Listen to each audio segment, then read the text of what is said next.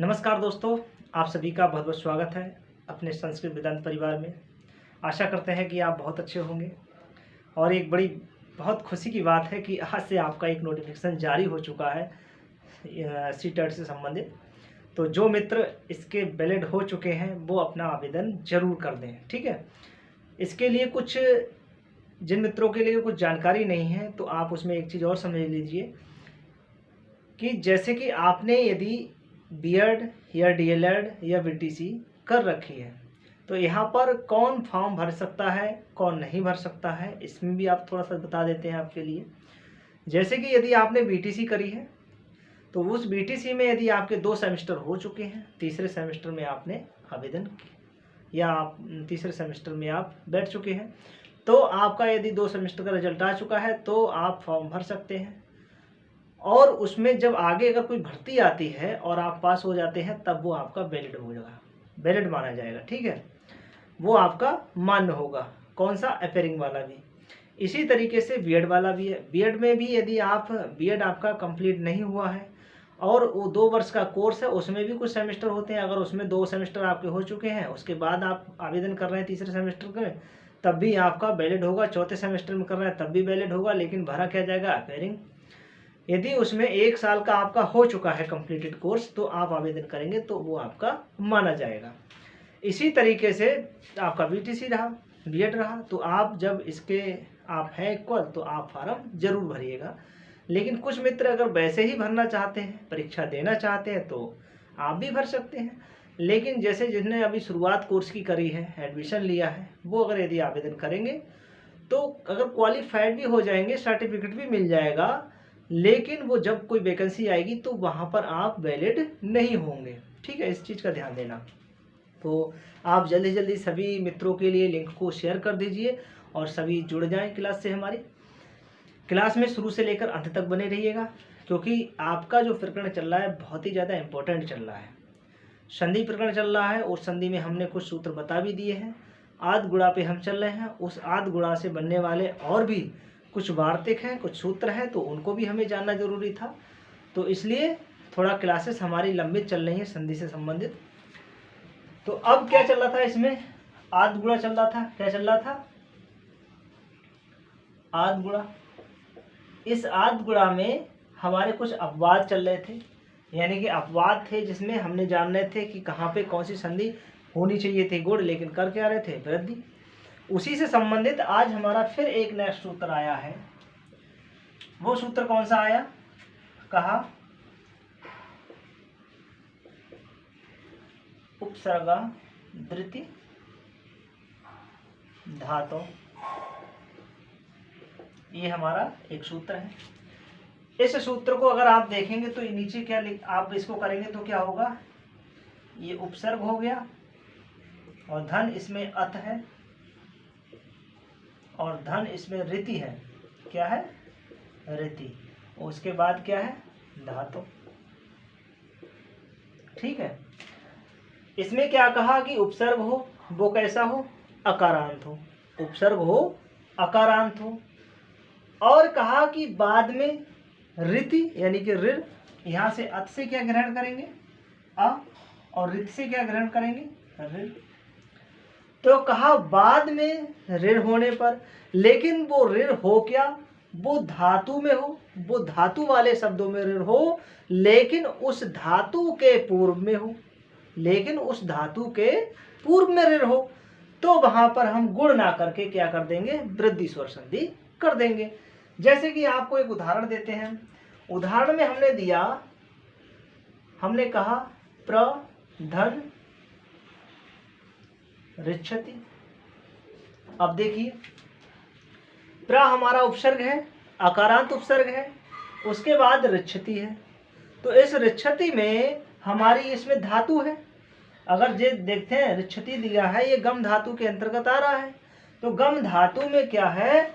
इस धातु के पूर्व में क्या है? देखिए आदि में क्या है? ऋण है, और इधर क्या है? अ है। तो अब यहाँ पर जो संधि करेंगे वो संधि गुण ना होके क्या हो जाएगी? वृद्धि हो जाएगी। जैसे हम अब इसको निकालें, देखिए इसको जब हम निकालेंगे तो क्या होगा? देखिए यहाँ पर हमारा विद्यमान क्या है? अ, और इधर क्या है ऋण। तो करने को तो हम क्या कर रहे थे, अर, क्या कर रहे थे, अर कर रहे थे। तो अर संधि हम करने पर हमारा हो रहा था गुण, लेकिन अर ना करके हम क्या करेंगे इसे आर। तो आर जब कर देंगे तो शब्द हमारा क्या बनेगा, ये प्रा है, ठीक है। तो प्रा हलंत करेंगे धन, आपका आर रहेगा, और धन ऋण हमारा आ ही गया है, आधा चा, छ और ती। अब इसको जोड़ दीजिए तो शब्द आपका क्या बनेगा, प्रार्छति।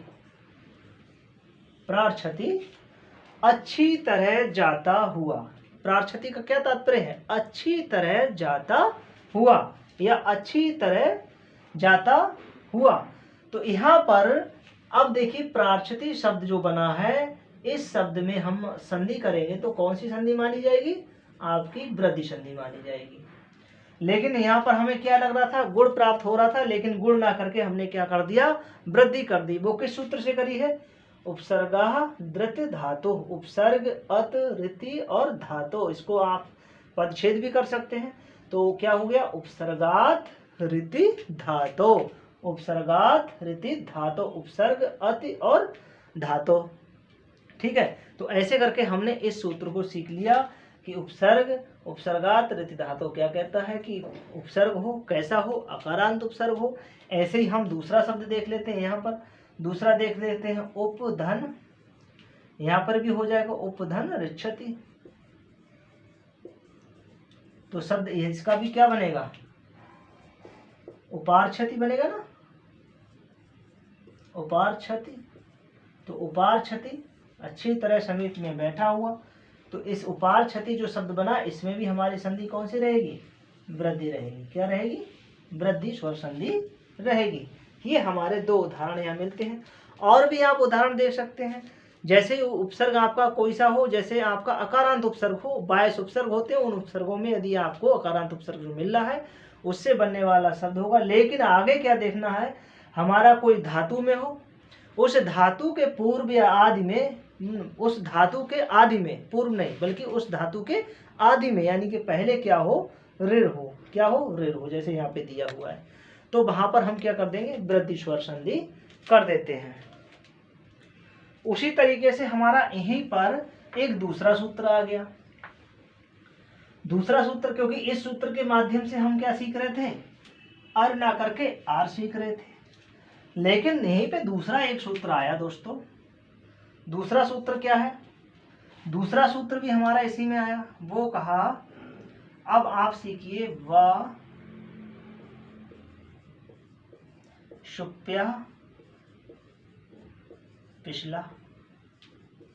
दूसरा सूत्र आ गया, सूत्र संख्या 91 और 92, 6191। ये क्या है, 6191 और एक ये है 6192, ठीक है, 6192।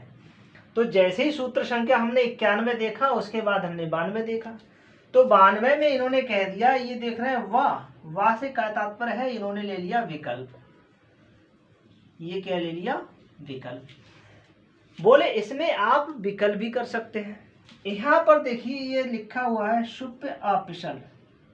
यहाँ पर जो अपिशल है वो क्या है, एक ऋषि है। क्या है, ऋषि है।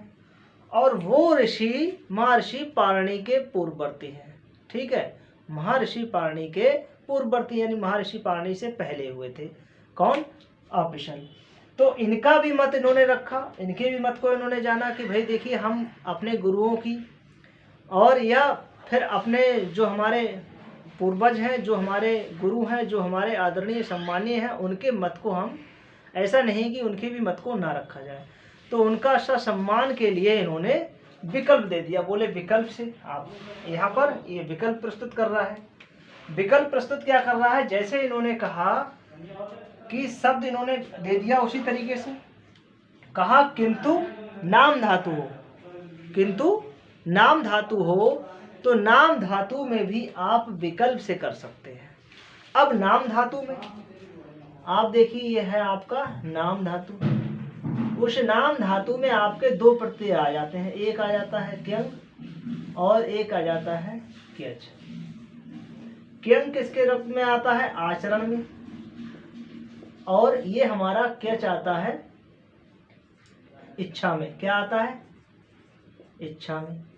ठीक है, तो जैसे यहाँ पर आचरण करेंगे तो कहा जैसे कि आप आचरण करते हुए, आचरण करता हुआ करता है, या उसकी तरह आचरण करता है। इच्छा के में चले जाएंगे, की तरह इच्छा करता है, की तरह इच्छा करता है। जैसे हम किसी वाक्य का अर्थ निकालें तो ऐसे यहाँ पर इन्होंने उदाहरण दिया, एक दिया प्रधन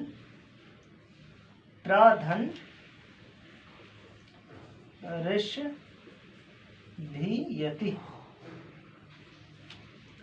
तो इन्होंने यहाँ पर विकल्प दिया कि आप विकल्प से क्या करेंगे भैया, आप विकल्प से मतलब आप यहाँ पे विकल्प दे दिया, और इन्होंने कहा यहाँ पर विकल्प से क्या करेंगे? आर करेंगे। विकल्प से क्या करेंगे?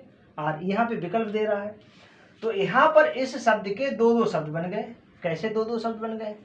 बोले आप चाहें इसको, इस शब्द को चाहें आप, देखिए इस शब्द को आप चाहें